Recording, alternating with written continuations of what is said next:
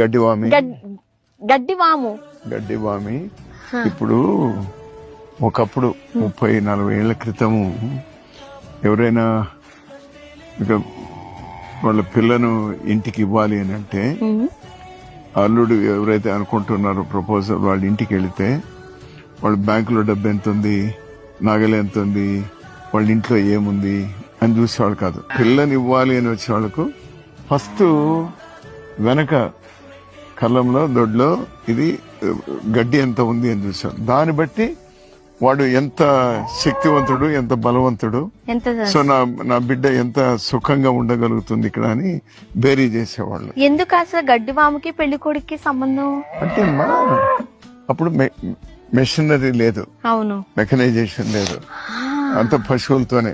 మా నాన్న ఉన్నప్పుడు 24 జతల ఎద్దులుండేది, 24 జతలు, 40 మంది పని చేసేవాళ్ళు ఉండేటువంటి వాళ్ళు. ఇప్పుడంతా మెకనైజేషన్ లేదు కదమ్మా.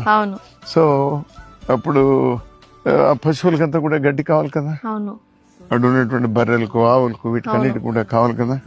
ఇప్పుడున్నవి ఎంత, మా నాన్న ఉన్నప్పుడు దాదాపు 100కు పైన ఉండేటువంటివి, ఇప్పుడు తగ్గినాయి.